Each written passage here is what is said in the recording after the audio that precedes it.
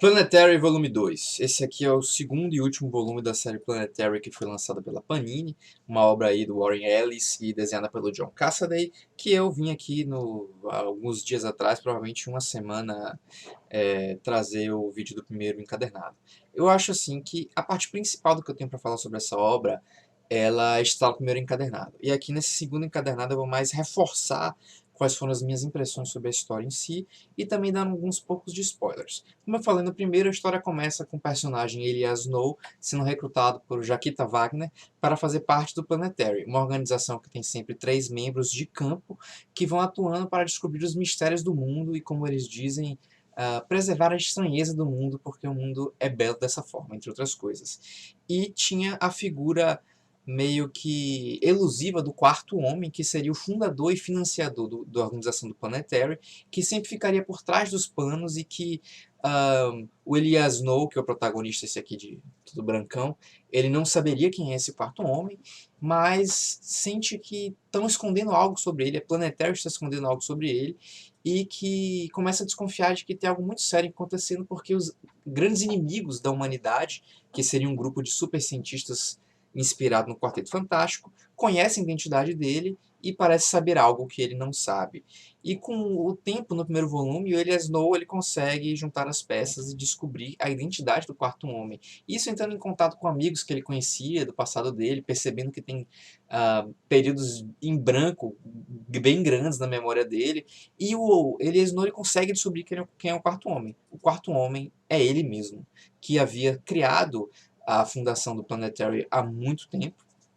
Ele é um sujeito com quase 100 anos. Ele é umas crianças do século, era uma das crianças do milênio, que nasceram na virada do século XX e que são meio que funções defensivas orgânicas do próprio planeta Terra, ou talvez da própria realidade, e por isso tem poderes e tem certas tendências a buscarem fazer coisas grandiosas. E uma das coisas que o Elias não teria nascido para fazer seria, bom, na verdade isso revela mais pro final da HQ, então eu não vou falar, mas é uma coisa interessante.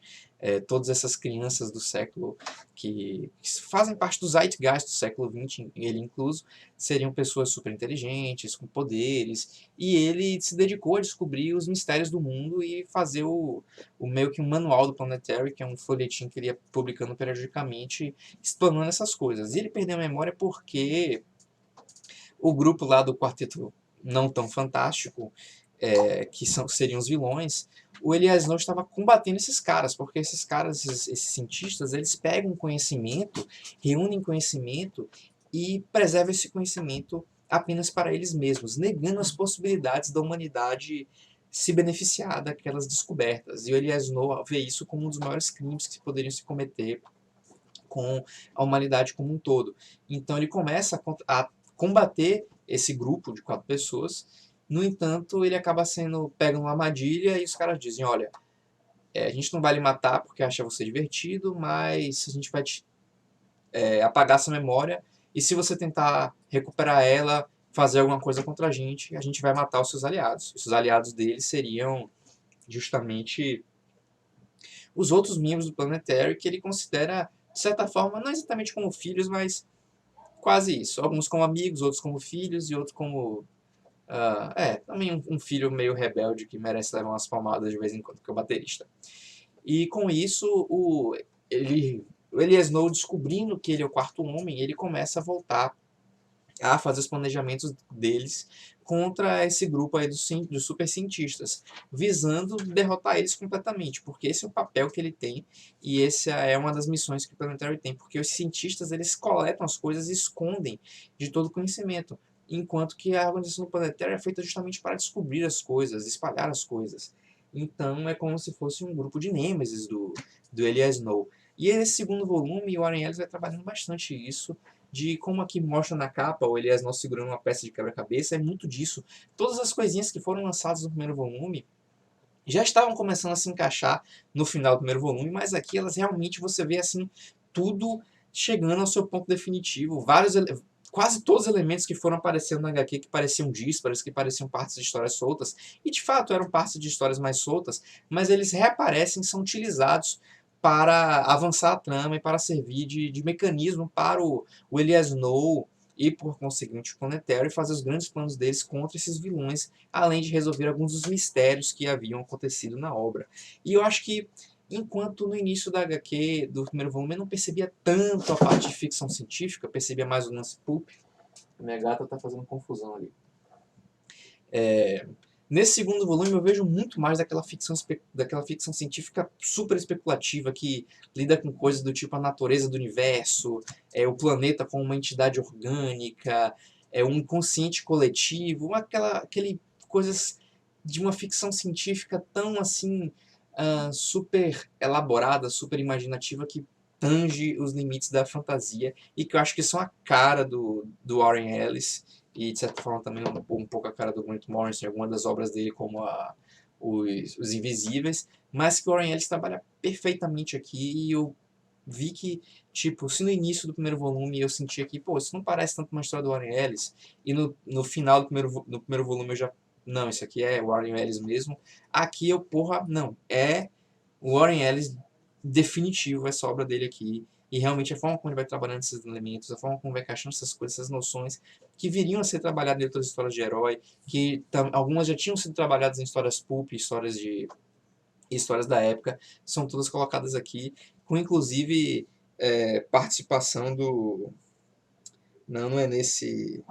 É no último volume, no primeiro volume não chega a mencionar, tem a participação do escritor pulp A.P. Lovecraft, bastante famoso aí, inclusive vai lançar uma série dele, uma série baseada nas obras dele aí, que é o Território Lovecraft, fazendo um crossover com Authority, que era outra revista da Planetary. Então, realmente, é, eu termino lendo o Planetary Livro 2 achando uma obra magnífica, uma obra muito boa, uma grande pérola das histórias do super-herói e que merece toda a atenção aí de, de leitores de todo tipo, dos que gostam de quadrinhos super-heróis e também dos que apenas gostam de quadrinhos de forma geral e gostam de consumir bons quadrinhos. As referências a coisas da cultura de massa, da questão da comunicação moderna são tantas que, caramba, é uma obra muito, muito legal e que eu acho que o Warren Ellis ele conseguiu ser muito feliz na execução desse projeto como um todo e de fato ele e a Snow termina sendo um personagem muito bom, muito interessante e foi muito legal estar acompanhando esse percurso aqui. São só 27 edições que a HQ tem nesses dois volumes encadernados, tem ela inteira, e eu acho que ela tem um tamanho certo. Eu vi um amigo meu falando que achava que tinha acabado cedo, que podia ter mais. De certa forma, podia ter mais, mas ela tem aquele tamanho assim que fecha tudo e traz um final satisfatório, sem se estender demais e sem se encurtar demais a ponto de ficar acelerada. Então eu acho que talvez ela tenha acabado na hora certa e quem sabe se ela tivesse estendido não seria uma obra tão boa quanto ela é agora. Até porque esse segundo volume eu achei muito melhor que o primeiro, porque ele vai fechando as coisas e para ele conseguir fazer isso ele precisava ter o tamanho que tem. Mas por enquanto vou ficando aqui, fica aí minha recomendação. E até o próximo vídeo, onde falarei sobre outra HQ. Será uma HQ do Justiceiro da Marvel Deluxe. Então fico nessa e até a próxima.